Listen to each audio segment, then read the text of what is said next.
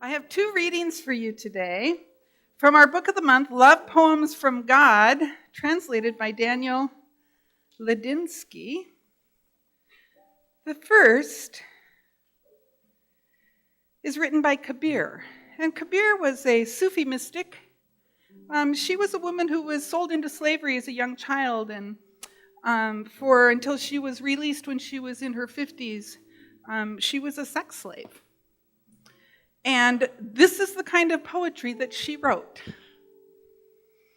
How humble is God? How humble is God? God is the tree in the forest that allows itself to die and will not defend itself in front of those with the axe, not wanting to cause them shame. And God is the earth that will allow itself to be deformed by man's tools.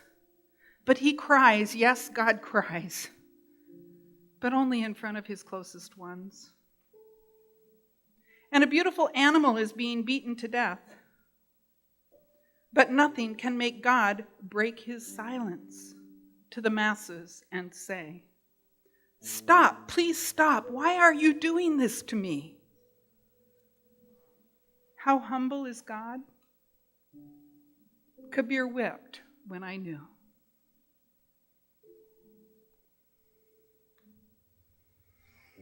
And our second poem is also by Kabir, and it's called I Just Laugh. If I told you the truth about God, you might think I was an idiot. If I lied to you about the beautiful one, you might parade me through the streets shouting, this guy is a genius. The world has its pants on backwards. Most people carry their values and knowledge in a jug that has a big hole in it. Thus, having a clear grasp of the situation, if I am asked anything these days, I just laugh. Just laugh. I'm going to read through our affirmation once, and then I will invite you to join me. Rising up from within me is the holy love that heals all things. Overflowing from the inside out, God's love pours itself into my relationships, finances, and affairs, replacing any unhealed circumstance with perfect balance and ease. God is love. I am love. And so it is. Please stand and declare this with me with conviction. Rising up from within me is the holy love that heals all things. Overflowing from the inside out, God's love pours itself into my relationships, finances, and affairs, replacing any unhealed circumstance with perfect balance and ease. God is love, I am love, and so it is. Now, for just a moment here, can I be frank with you?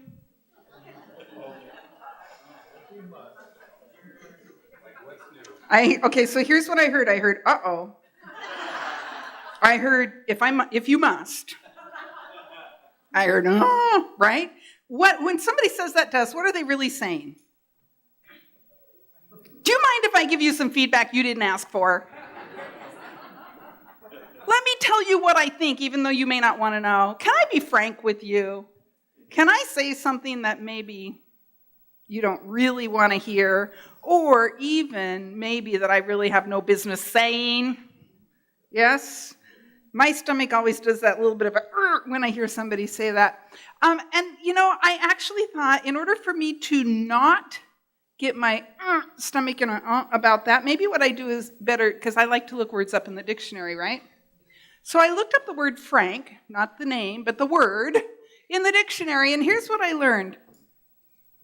To be frank is to be direct, unreserved, free, unrestrained, bold, uninhibited. Can I be frank with you? Can I be direct and unreserved, free and unrestrained, bold and uninhibited with you this morning? Please, thank you. I went on to read that definition, and I learned that the root of the word is an Old Flemish word that actually means sincere or genuine. Can I be genuine with you? Can I be myself? Can I be real?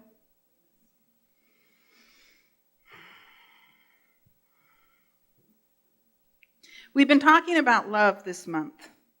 Our theme this month is living in love, and that is a piece of an annual theme this year, which is called a year of vision and purpose. We want to begin to anchor more fully in God's vision for our lives and God's vision for our center. And in order to do that, we must become acquainted more deeply with who we are, yes? And so we must become acquainted with our purpose in life. Why are we here? And this month, I am positing that we are here to love. We're here to love. That's it. And what is love? Who remembers the words from last week? Love is unconditional, positive regard. No matter what. Unconditional, positive regard. Shoes and socks love. Thank you very much. Remember, we talked about how the scribes came to Jesus and they were trying to fool him because he wasn't big with the establishment. They didn't like him much. And they were trying to fool Jesus, and they said, which is the greatest of all the commandments? Now, they were talking about the 10 commandments from the Hebrew Bible, weren't they? And Jesus said, I'll tell you the greatest of all the commandments. The greatest one is love God with all your heart and mind and body and soul and shoes and socks. Okay, Jesus didn't say that part, but my mother did when I was a little girl. And so the first commandment is to love God with all our heart and mind and body and soul and shoes and socks. And the second commandment, who remembers that one? Love your neighbor as yourself. Exactly. And that's the one that we are going to talk about today. Love your neighbor as yourself. You see, we must be open to love.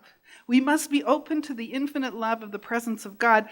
Shoes and socks kind of love. In order to do that, we must put others first. We must ask, how can I serve? And then what happens is we begin to become instruments for that divine flow to become us. And it's almost automatic.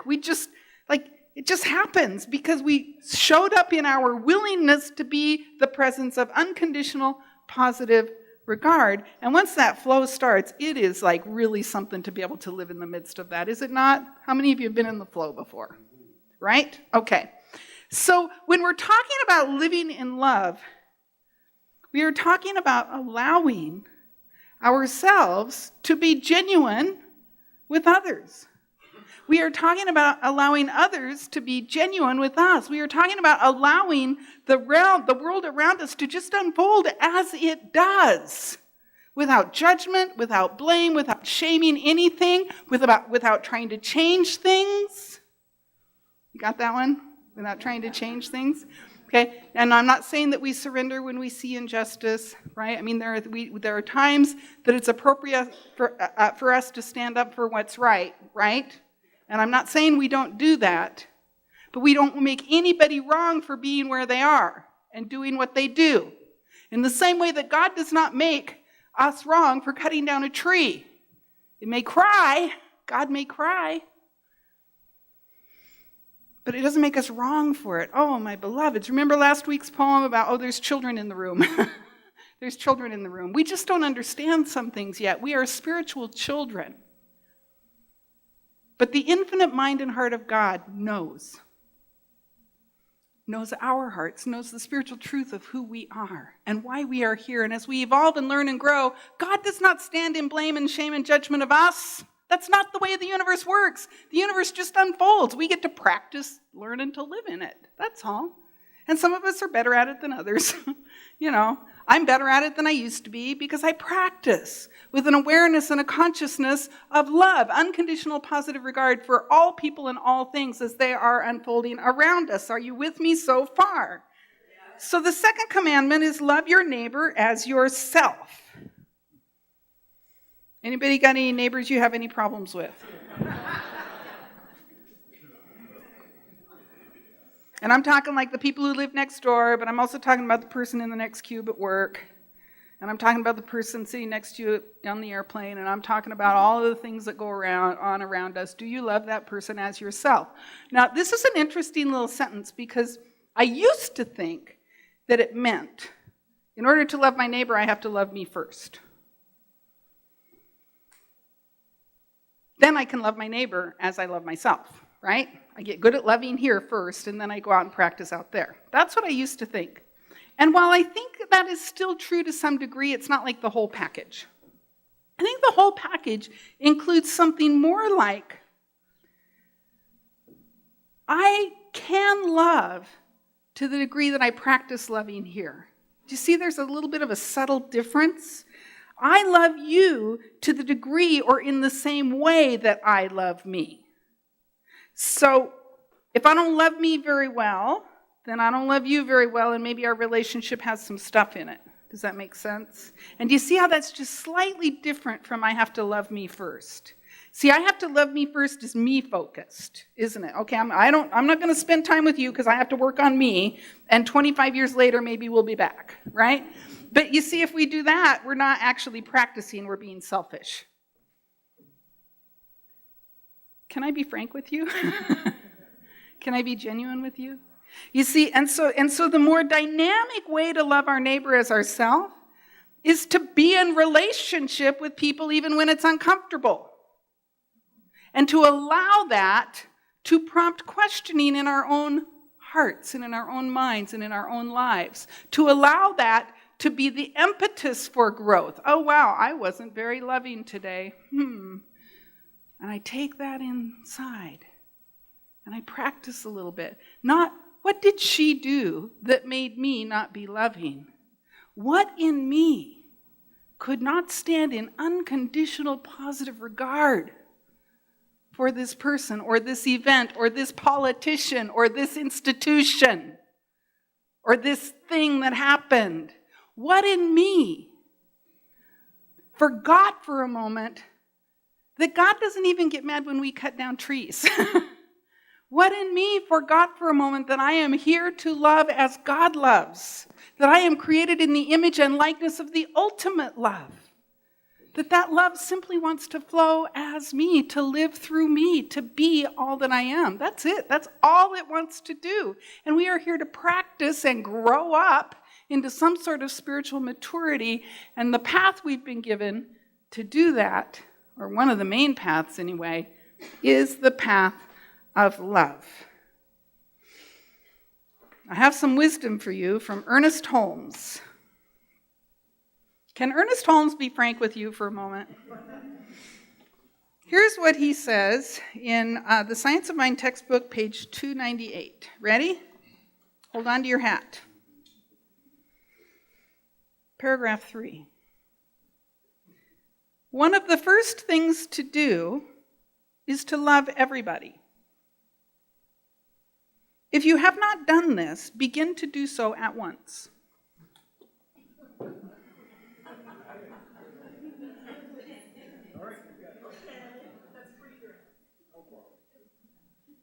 And now we can all go out for coffee. And, right? It is that simple. One of the first things to do is to love everybody. If you have not done this, begin to do so at once. Your life will be transformed. You will be made new by the power of love to heal and soothe all conditions and all situations and all relationships. He goes on the next page to say, the God of love cannot hear the prayer of the one who fails to love. Take a deep breath. The God of love cannot hear the prayer of the one who fails to love. You see, it's not important what we pray for or what we pray about. It's where we pray from. And are we praying from a heart of love? Are we praying from a heart of unconditional positive regard for all things and all people and all situations and all circumstances? Now, there is a really interesting thing called the Golden Rule. Have you ever heard of that?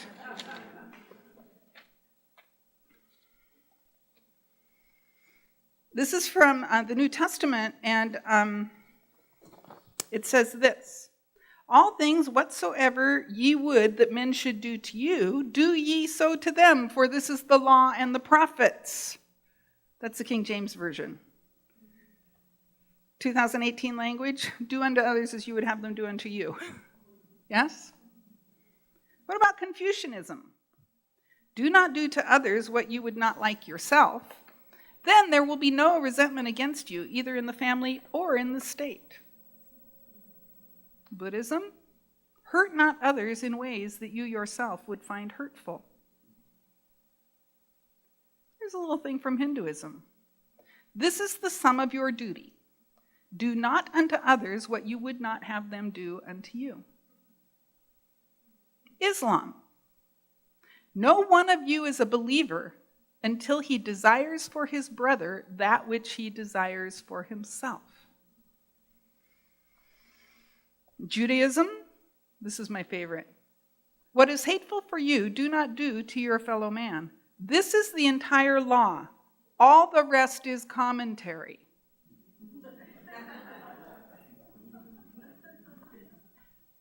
Taoism, regard your neighbor's gain as your gain and your neighbor's loss as your loss. And finally, Zoroastrianism. That nature alone is good which refrains from doing another whatsoever is not good for itself. This piece of paper right here, you see what this tells me? Like, these are pretty much every major and a few minor religions in the world. And there is a core teaching that is central to all of these.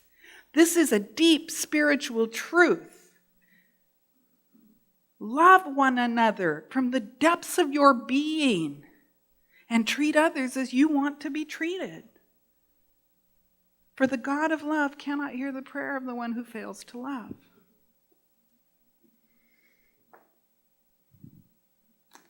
Okay, but then stuff happens, right? So how do we do this in the midst of stuff happens? I have some thoughts about that.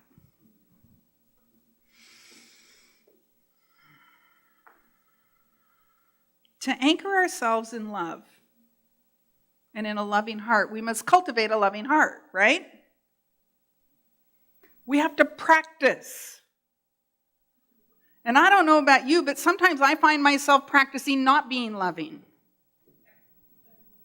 Do you ever practice how you're going to make your point in your head at work the next day and what you're going to say and how you're going to make somebody else wrong because you just know you're right?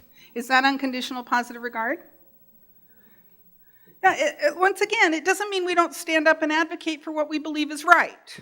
God is not asking us to be doormats. That's not it either.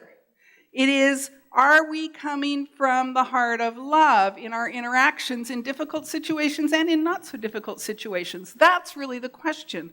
Am I coming and making my point and taking my stand and advocating for what I believe is right from the heart of love? Or am I advocating and taking that stand from a heart of you're bad, you're wrong, and I'm going to shame and blame you for my experience of life? Those are two different things. So the first thing that we must do is practice being loving. Just like I bet you practiced the piano for a long time to be able to play it like that, yes?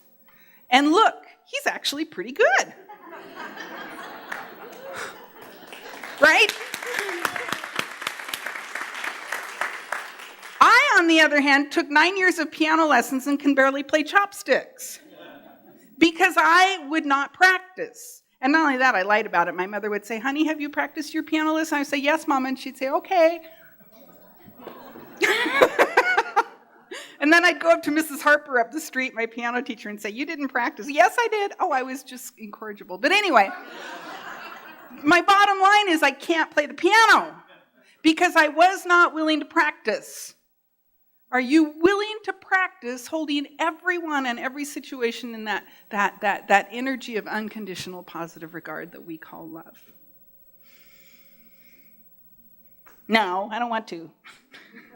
I know that. There's a part of me that says, no, I don't want to. I'd rather, because there is something in us that gets fed by making others wrong and feeling right, yes? But that is an ego something. It is not a God something. That is what would keep you limited. That is a trick of the ego to keep you enwrapped in this realm. If we want to transcend the human experience of lack and limitation, we have to be willing to release our attachment to all of that. And I guess that was a couple weeks ago we talked about that. Yes, attachment.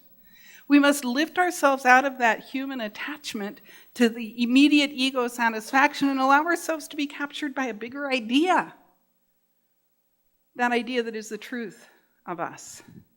So how do we do that? Oh, she's like, yeah, that's good, but I haven't learned how yet. All right, how we do that is we actually get still. See, our busy mind, do you have a busy mind? Our busy mind is always making up stories, and those stories almost always have judgments attached to them, yes? And so we must develop some spiritual discipline and still our minds.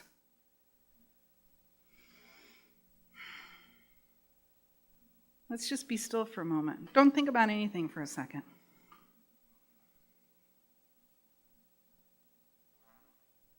How's it going?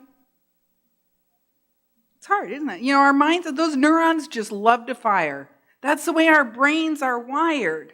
But once again, we are not to be limited by the human experience. Just because that's how our brains are wired, as we develop spiritual discipline, as we practice, we can develop the skill of quieting our minds. I want to share with you a little bit. I've been reading this book, A More Ardent Fire. So even though it's not our book of the month, I'm finding good stuff in there. Are you ready? Page 72. It says, when the mind is still, there is no self-will, no separateness, no sense of compulsion. Remember, we talked about the dream? We live in this realm, this human realm, where and it's compulsive. It's like we have to do this, we must do that. It's compulsive. To lift ourselves out of the human realm and into the spiritual idea, we still our minds. We live in unity, and the natural expression of unity is love. Not just love for one person or another, but love for all people, all life. This is our native state. This is our genuine self. Can I be frank with you? Can I be real with you? Can I surrender to my native state and hold you in unconditional positive regard? It is not necessary to acquire anything to be loving. When all self-will is removed from the personality, what remains is love. As we anchor ourselves in stillness and allow the presence of God to flow through us, suddenly becoming more loving is just our natural, our native state of being. And so we meditate, we quiet our minds. We contemplate the spiritual ideas of unity and oneness. We contemplate the spiritual ideas of love, unconditional positive regard. You could contemplate this golden rule stuff. You could take one of those a month for 10 months or however many there are, and just spend 10 minutes a day contemplating each of these. And you would be transformed, I promise you. What does it really mean? Do unto others as you would have them do unto you. Sit with that quietly each day for a few months and see where you get. So our first step in becoming the presence of love is to simply be still. Practice being still. There's a crack in the floor right here. We're going to work on that. Practice being still. And then our second step, and we talked about this last week, but it's so important. It's such an important piece. We have to be willing to serve others. Because the truth is, if God is all there is and I am one with God, isn't that also true of you? And so when I am serving you, what am I serving? And when I stand in service to you, and I do it with a consciousness that I am standing in service to something greater than you are, something greater than I am, then my service begins to take on a whole new consciousness, a whole new meaning. I am serving the very heart of God. I am serving the heart of God. I'm not serving a person. I'm not serving an idea. I am serving an awareness of something greater than I am. And here's the thing about service. Don't keep track. It's not service if you're keeping track. Well, I did this for you, so you better do that for me. Or I gave 10 hours at church last week. That better be a good service on Sunday, right? Don't keep track. It's not service if you're keeping track. See, love doesn't count the cost. Love doesn't care. Love simply flows. Love simply gives. And I want to share a poem with you on this topic from Hafiz in our Love Poems from God book. Hafiz was a Sufi mystic, and here's what he said about this. This poem is called The Sun Never Says. Even after all this time, the sun never says to earth, you owe me. Look what happens with a love like that. It lights a whole world. It lights a whole world, that kind of love. Nothing and no one owes you anything. Your job is to simply show up as a loving light of service, and as you do that, you have the power to light the entire planet from your little corner of the planet. And so the second way that we can practice is to be of loving service to others from a consciousness of the oneness of all things, and that when I serve you, I'm serving the infinite divine. And I'm not keeping track. I'm simply allowing that flow to be me. I was raised to keep track. How about you? I'm really good at keeping track. But I'm practicing. Are you practicing? I'm practicing releasing. And then our third strategy, technique, whatever you want to call it, for allowing ourselves to simply be in the presence, be the presence of love, is actually, okay, I've been watching the Olympics. Anybody been watching the Olympics? I watched this young Russian skater the other night. Did you watch? And he fell down like 4 or 5 times. And what did he do? He got back up and he finished. And when he was done, what did he do? He did his last little spin and he went, as though he had just done the very best routine that ever happened on the Olympic ice, didn't he? And then, of course, when he skated to the side and he's hugging his coach and he's like, oh man, right? But in that moment, he did not give up. And I was watching it with my sister. I can't remember if it was Patty or my sister. I was like, boy, I don't know how I'd get up off that ice. After about the third fall, I was like, boy, and he's going to keep going. I don't know how I would do that. You see, what we have to do is keep going. We have to be as committed as that young, he's like 17 or something. He's young. He's a baby. and he had the wherewithal and the commitment and the stamina to a big idea to keep going no matter what. And sometimes I hear myself saying, I don't want to. Well, you know what? There are some mornings my alarm goes off and I don't want to get up. And I do it anyway. Because I want to be in service to something greater than I am. There are sometimes I don't want to brush my teeth. It's like I don't feel like it. It takes time and it's messy and I don't want to brush my teeth. But there's a bigger idea called hygiene. There's a bigger idea called I want to have these teeth in my mouth when I'm an older person. Yes? I don't want to spend a fortune on dental work. There's a bigger idea than the 120 seconds it takes me to brush my teeth. So even though a lot of the time when I'm like standing, I don't feel like it, I don't want to take the time and go do something else, I do it anyway. Be the Olympian of your own life. You might hit that ice and you might get some bruises on your bum because you did that. But you get up and you keep skating and you do like this. Because you know you're a star in the eyes of God. That you're enwrapped in the infinite love of the infinite mind and heart of God. And you know that there are no mistakes in God. And you know that you're only an egg. What book is that from? Stranger in a Strange Land. I am only an egg. I'm just learning. I am a spiritual child, but I am learning and growing. Here's a little poem from Rabia.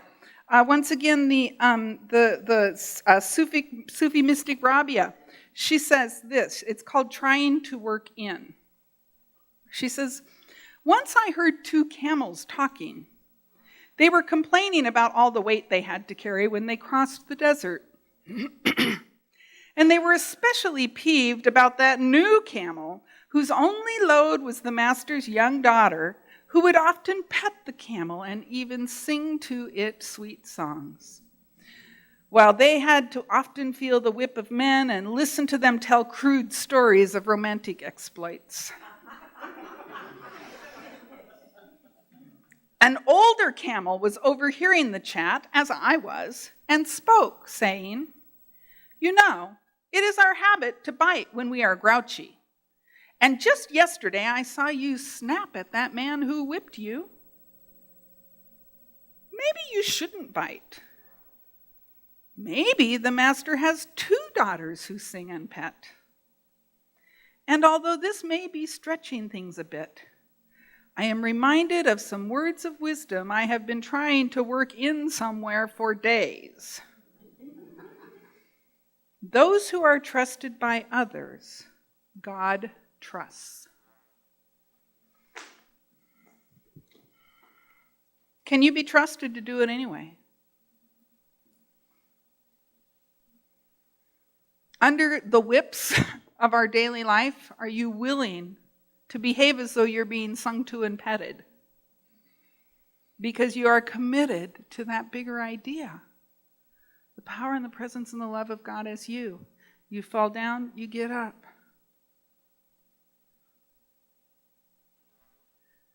You don't want to wake up this morning, you do it anyway. You don't want to brush your teeth, you do it anyway. You don't want to practice your piano, you do it anyway, because you have a bigger vision for something to live itself as you.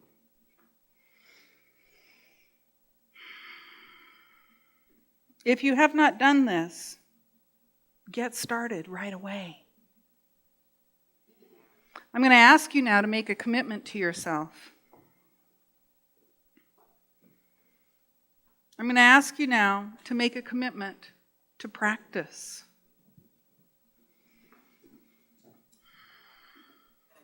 I'm going to ask you to make a commitment to stillness and to service and to kindness and to love.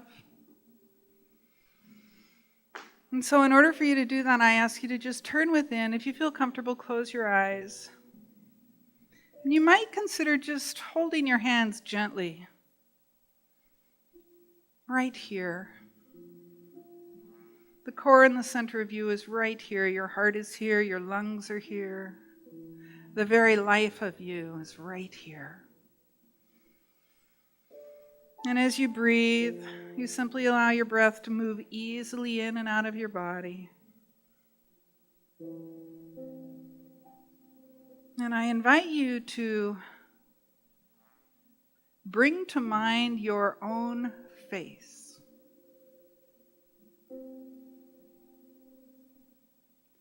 See yourself in all of your shining glory, created in the image and likeness of something infinite, that which gave you life, that from which all things sprung. You are of that essence, you are of that light, and you see your face, you see your body, you see your human self, and you see your spirit self, the energy of all life. You use the power of your mind to see yourself perfect, whole, complete right now.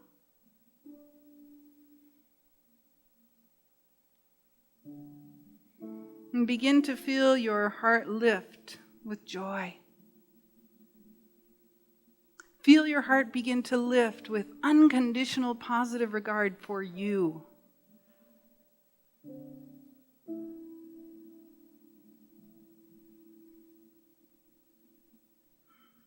And you begin to feel every cell in your body come alive with love. Every fiber and every tendon, every organ of your body coming alive with love, vibrating with the essential energy of the universal presence right here and right now.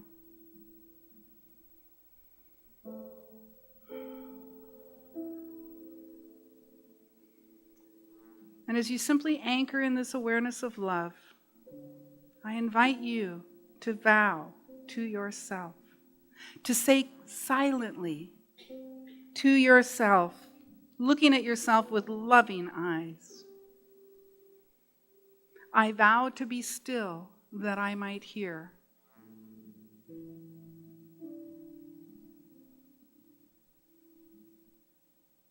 I vow to serve that I might serve God.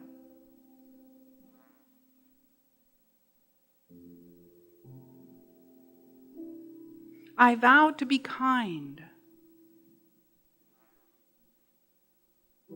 I vow to be loving.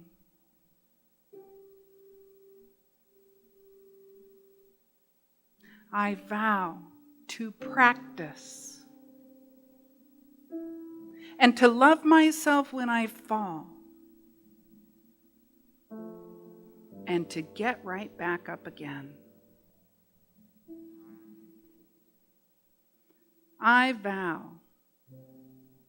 to walk in love.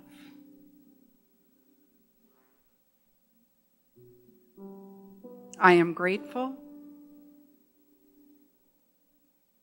I am grateful for love.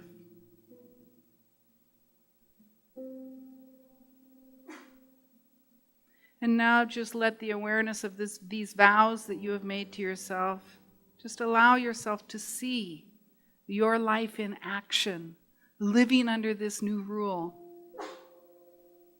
See yourself engaging in loving relationships with people and institutions and things.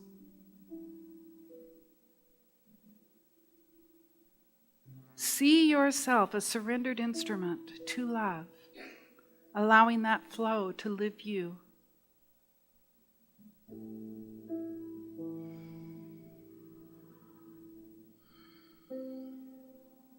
See yourself enveloped in the essence of love, duplicating the nature of spirit in everything you do.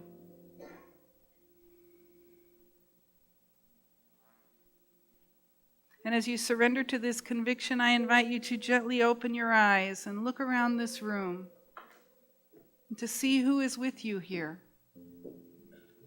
Make eye contact with a couple of people and to recognize that these are the instruments of the divine.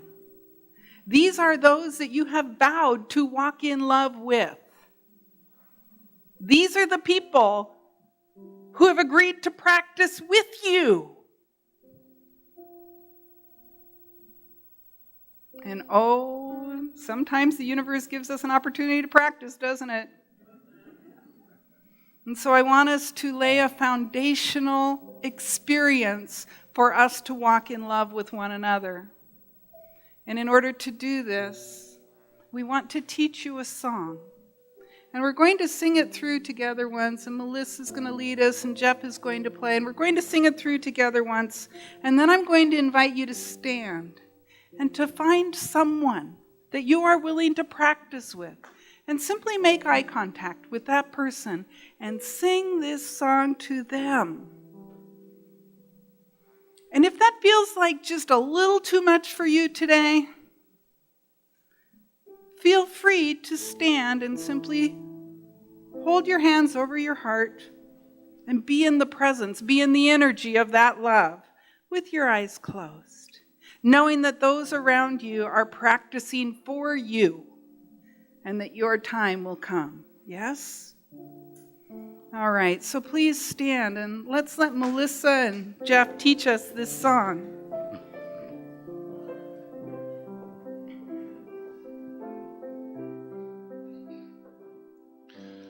There is only one of us. In your eyes it's me I see. There is only one of